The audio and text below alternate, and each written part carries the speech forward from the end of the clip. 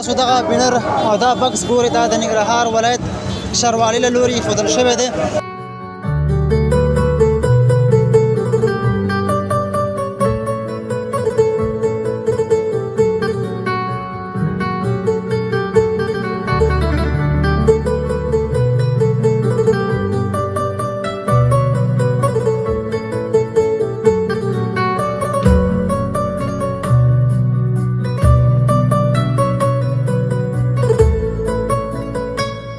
لیدونکو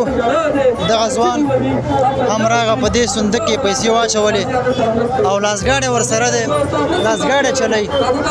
دا چې څوک چې لاسګاډی چلی د ورځې یا 50 روپۍ یا 100 روپۍ ګټي، خو احساس یې د لکونو روپیو دی.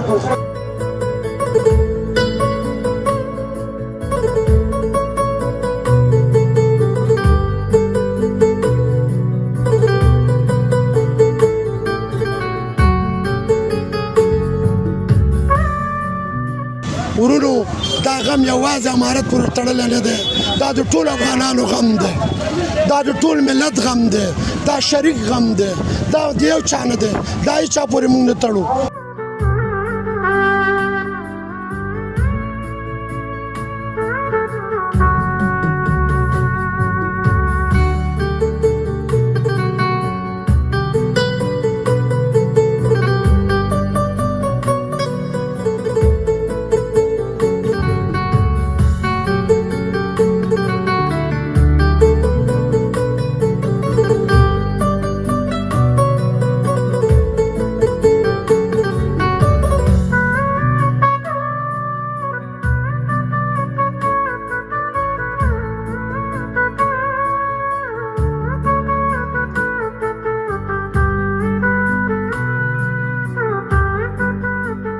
او پرون چې کوم دی پرون مې به شپږ لکه 15,615 افغانۍ ټولې کړي دي، $100 دي،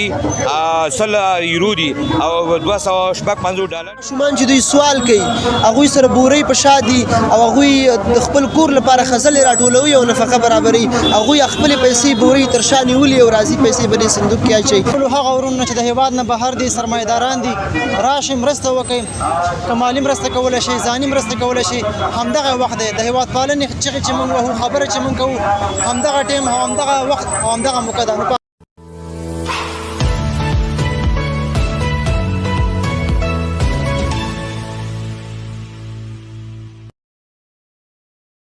دا چې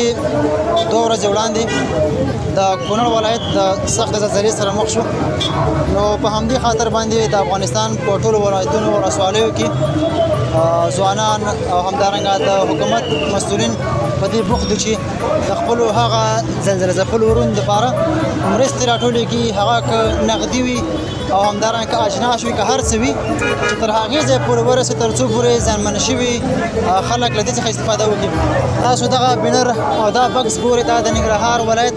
ښاروالۍ له لوري ایښودل شوی دی، تر څو پورې چې دلته هر څوک مرسته کوي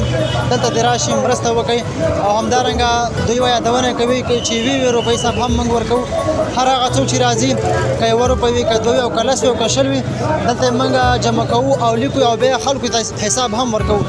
د دغې ترڅنګ په هره ناحیه کې هم یو صندوق ایښودل شوی تر څو پورې چې هېوادوال مرسته وکړي. نو راځئ لیدونکو د دغه ځای حال واخلو، دوی سره به خبرې اترې وکړو چې تر اوسه پورې څومره روپۍ جمع شوي دي او همدارنګه څومره مرستې تر هغې ځای پورې رسېدلې دي. د خپرونې کوربه زه سراج الدین پژواک یم، د کیمرې برخه کې سره ملتیا انعامالدین انعام کوي. راځئ لیدونکو دا برنامه را سره تر پایه پورې وګورئ. له تاسو ټولو مو دا هیله ده چې دغه برنامې د سره شیر کړئ تر څو پورې هغه ورونه چې مرسته کوي مرسته وکړي، همدغه ځان ته پیسې ورکړي تر څو پورې چې هغه څوک چې مطلب زیانمن شوي تر هغې ځای پورې دغه مرستې ورسېږي. راځئ لیدونکو سره پاتې شئ، دغه برنامه تر پایه پورې تعقیب کړئ.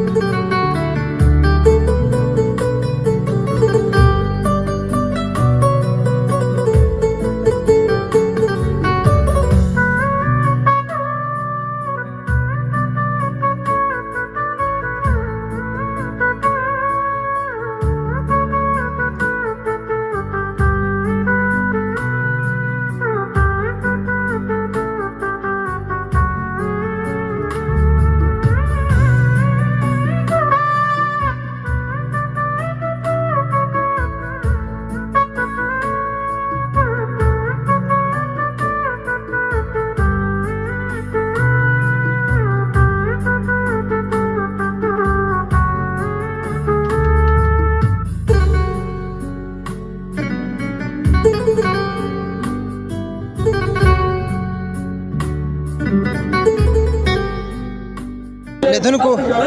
دغه ځوان همراغه په دې صندوق کې پیسې واچولې او لاسګاډی ورسره دی لاسګاډی چلی دا چې څوک چې لاسګاډی چلی د ورځې یا 50 روپۍ یا 100 روپۍ ګټي خو احساس یې د لکونو روپۍ دی ځوان ستړی مه شي شکر دی ژوندی اوسې وروره مننه نوم دې څه دی وروره شکر شکر جانه څه کار کوي هغه لاسګاډی چلوم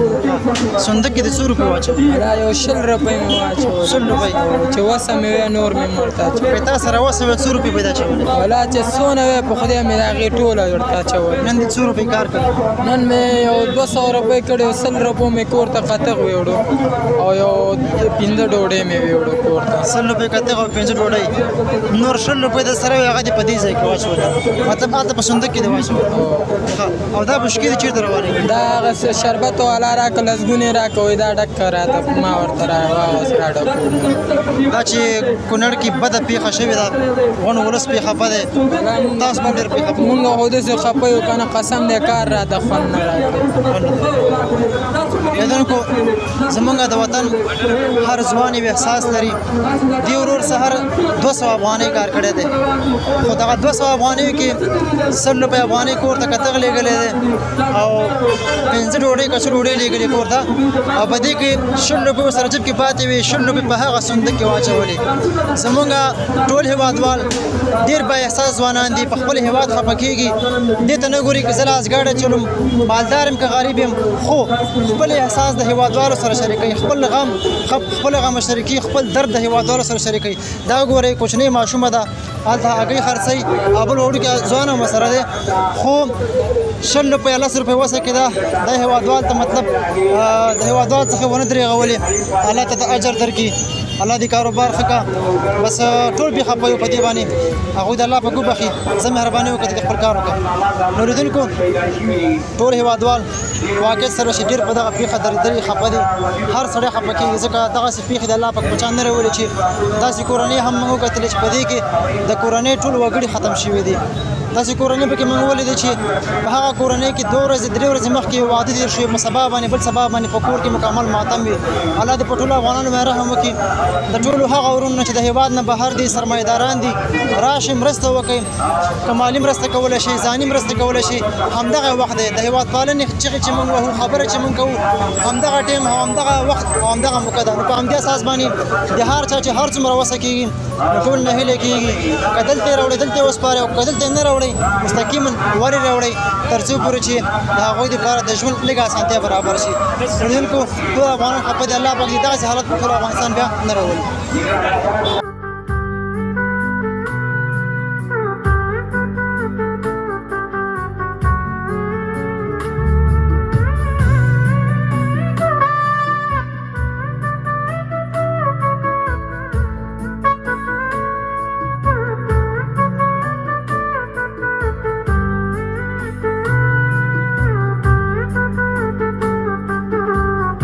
بیا هم ښه راغلاست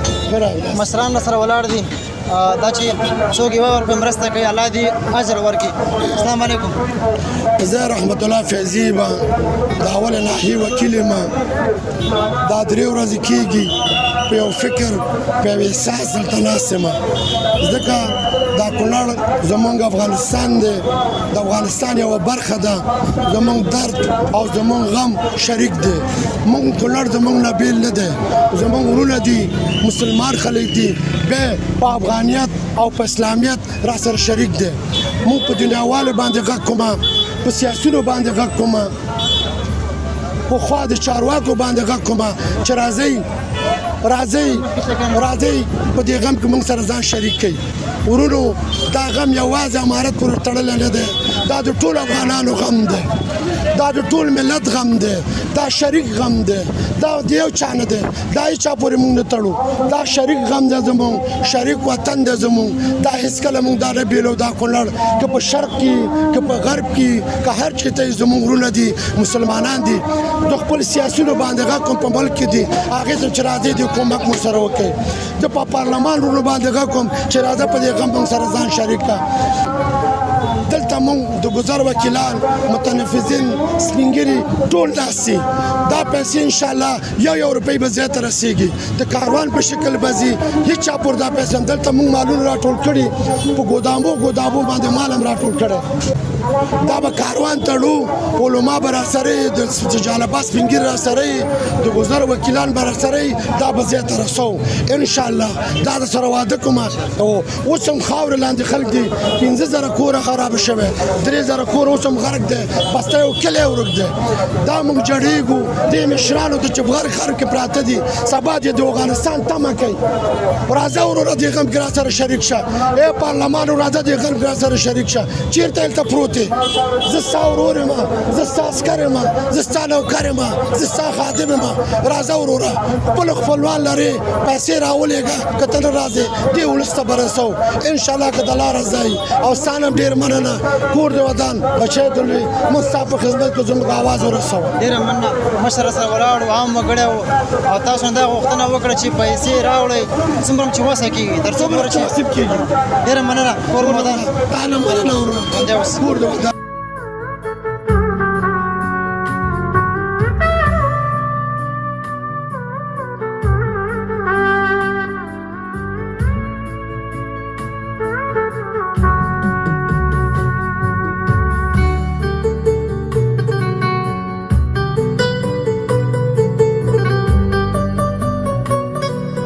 ما په خپله ټولې کړي 4,02,815 افغانۍ دي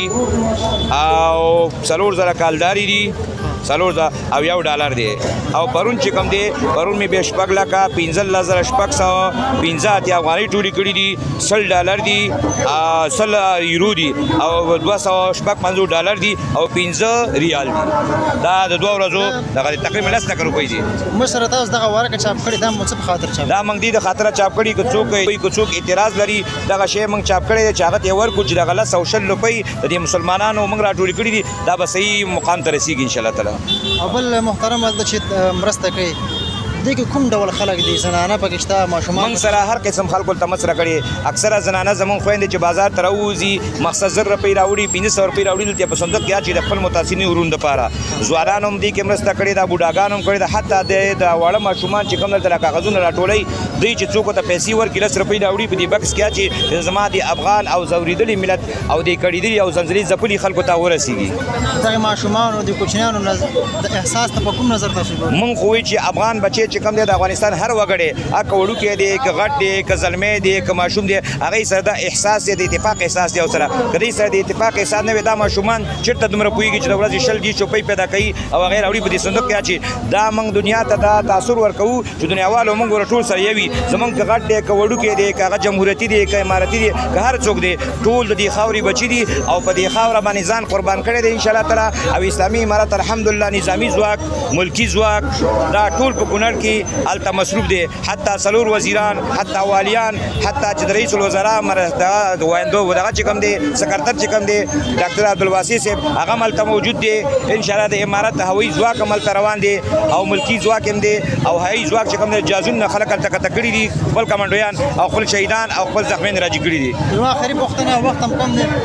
دغه مرستې تاسو ټولې کړې په خیر دا به کله هغه ځای ته رسېږي دا به انشاءالله تعالی نن یا سبا به دې ته انشاءالله کمیټه کینی چې کمیټه کېناسته کمیټه به دې پرېکړه کوي چې دې پیسو باندې موږ څه وکړو که چېرته کمیټې اکثریت دا رایه ورکړه چې دا پیسې باندې موږ سامان اخلو دا سامان به بیا موږ د ناحیو نه او په دې نغدو پیسو چې کوم سامان اخیستې دې نه به موږ ګاډي ډکوو خپلې بېنرې به پرې لګوو او دا به هوایي میدان ته وړو اول ته به په جازونو کې به انتقالوو په انشاءالله کېدی شي دې کې به یو وکیل صاحب د هرې ناحیې او ورسره مسؤل او ورسره د ښاروالۍ یو بل نومې دا به ورسره او مسؤل خلکو ته به انشاءالله متاثرینو مسلمانانو ته به رسوو انشاءالله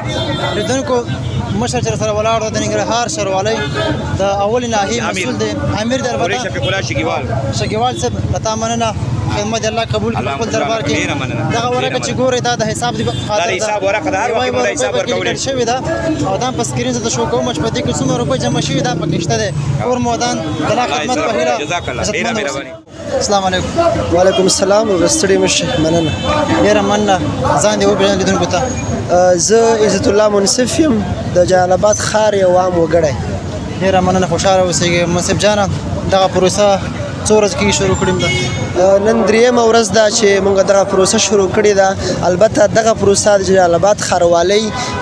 او د اولې ناحیې د امیر صاحب او د دوی د کارکوونکو له لوري شروع شوې ده. نن درېیمه ورځ ده چې له سهار راهیسې او تر ماښام پورې موږ دلته یو او د ښاروالۍ منصوبین او همدارنګه د اولې ناحیې کارمندان او زما په څېر عام وګړي ټول دلته راځو او کوم څه چې موږ لرو د هغې خدمت کوو او کوم توان چې راکې دی هغه د خپلو هېوادوالو نه درېږو. بالکل الله ټول هېوادوال تاجر ورکړي. د هېوادوالو اوضاع څنګه ده؟ خلک پیسې مطلب داخلي الحمدلله لکه څنګه چې ټولو هېوادوالو ته معلومه ده چې د ننګرهار میشتې ولسونه په ټولو ملي قضایاو کې په ملي ماتمونو کې او په ملي ورځو کې د افغانستان د خلکو سره ودرېدلي دي. زه دلته د خوشحالۍ البته په وطن باندې د ډېر غم ورځ ده، د ډېر درد ورځ ده، خو دلته چې د خلکو کوم شوق او جذبه زه وینم دوی چې په کومه کچه همکاري کوي، که هغه سپین ږیري دي، که هغه ځوانان دي، که هغه زموږ ستاسې خویندې دي، حتی هغه سوالګر ماشومان چې دلته ګدایګري کوي هغوی ځي سوال کوي او پیسې دلته راوړي موږ سره یې شریکوي. نو دغه جذبه زه بیانولی نه شم په خپلو الفاظو کې. دوی راځي او په ډېره پراخه کچه باندې له موږ سره همکاري کوي، مرسته کوي. که تاسو چېرته پوره ارقام غوښتل هغه پوره ارقام به هم د تېرو 2 ورځو بیا تاسو سره زه شریک کړم. خو پراخه کچه باندې مونږ پرونه پورې ما ځان سره دا ویلي چې که 1 میلیون افغانۍ چېرته موږ راټولې کړو یا راټولې کړی شو دا به ډېر خوند وکړي او موږ به خوشحاله شو. خو الحمدلله پرون چې موږ او بله ورځ کومې پیسې راټول کړي او پرون شپه مې حساب کړي دا د 1 میلیون افغانیو نه ډېرې دي. نن پیسې چې ورسره جمع شي انشاءالله زه هیله لرم چې تر 1.5 میلیون افغانیو به زموږ پیسې اوړي. نو دا د دې خلکو جذبه ده، د دې خلکو مینه ده او هغه د وطن دوستۍ حس دی چې د خپل هېوادوالو سره لري او زه په دې باندې ویاړ او افتخار کوم، خوشحاله یم ورباندې. مسله به تاسو ته ما اجر درکړي او هغه څوک چې وفات شول هغوی د الله په کوب بخي. دلته اکثره ځینې انځورونه نشر شول چې د لاسګاډو والا یا مطلب بوجۍ باندې چې فشا کړي وي هغوی هم راځي مرسته کوي. که دې ته موږ فکر وکړو بس د هېواد سره هر یو لیونی مینه لري. دلته مخکې په خبرو کې ما یادونه وکړله دا باید ونه ویم چې زما زړه ډېر سخت دی، ژړا نه راځي. خو باور وکړئ کله چې ما ځینې سپین ږیري ولیدل چې د هغوی ملاوې ټیټې شوي دي او لاسګاډي چلوي، هغوی د لاسګاډي باندې چې کومه پیسې ټولې کړي هغه راوړي دلته موږ سره کومک کوي. هغه ماشومان چې دوی سوال کوي هغوی سره بورۍ په شا دي او هغوی د خپل کور لپاره خزلې راټولوي او نفقه برابروي. هغوی خپلې پیسې بورۍ تر شا نیولي او راځي پیسې به دې صندوق کې اچوي. دا د هغې خوشحالۍ ځای دی چې موږ تاسې د ژړا ورته وایو چې د ژړا نه ما د خوشحالۍ نه ما ته ژړا راغله. نو باور وکړئ ما ته د خوشحالۍ نه ژړا راغله. که څه هم په وطن د ویر ورځ ده، د غمجنتوب ورځ ده، ډېره سخته ورځ ده، خو دغه د خلکو کومه مینه او جذبه چې زه وینم دا ما ته ډېره زیاته خوشحالي راکوي. یو وړوکی ماشوم راغی خپله خزانه ورسره وه، زه نه پوهېږم چې دا به د چي لپاره دا خزانه اچولې وه، حتما یو شی به یې ورباندې اخیسته. دا خزانه نه وه، دا د ده راتلونکي لپاره یوه هیله وه، د یوې هیلې لپاره دا خزانه اچولې وه. هغه پیسې ټولې راوړلې او موږ سره یې شریکې کړلې. ما عکسونه مې اخیستي دي په خپل فیسبوک مې ورکړي دي. ماشوم راغی دا ټولې پیسې موږ سره شریکې کړې. نو آیا د دغه ماشوم نه موږ او تاسې باید څومره عبرت واخلو، څومره درس واخلو؟ یو مورکۍ پرون هم راغله او نن هم راغله، پرون هم چې پیسې کله اچولې دي ژړل، نن هم چې پیسې کله اچولې دي ژړل. نو دا احساس دی، دا وطن دوستي ده، دا همدردي ده او مشهوره خبره ده چې زړه درد ونه کړي له سترګو اوښکې نه ځي. دا مور چې راځي او بیا پیسې اچوي او د دې سترګو نه اوښکې ځي، دا د اوښکې د دروغو نه راځي. پرون یو بابا راغی زما مخې ته کېناسته، ما په مایک کې خبرې کولې چې ورته پام مې شو ژړلې ناست و، لاسونه یې داسې نیولي وو، هغه سره نور هېڅ شی نه و بې له اوښکو او بې له ژړا نه. راغی ویې ژړل او لاړ. نو زموږ هېوادوال الحمدلله د وطن دوستۍ هېڅ شته ده، د همدردۍ هېڅ شته ورسره او دوی چې څومره اندازه کومک د دوی د وس او توان شته دی هغه کوي، د هغې نه زیات کوي. یوه خورکۍ راغله 10,000 کالدار یې راته ونیولې، ژړغونې وه، وایي وروره نن مې معاش واخیسته او موږ ته معاش په کالدارو باندې راکوي، دا زما له خوا نه واخلئ او زما هېوادوالو ته یې ورسوئ. نو هېڅ رقم ته خلک پاتې شوي نه دي چې دوی راغلي نه اوسېږي. زموږ اوس د هر عمر خلک، د هرې کچې، د هر مسلک خلک راغلي دي او دلته یې موږ سره کومک کړی ده. خو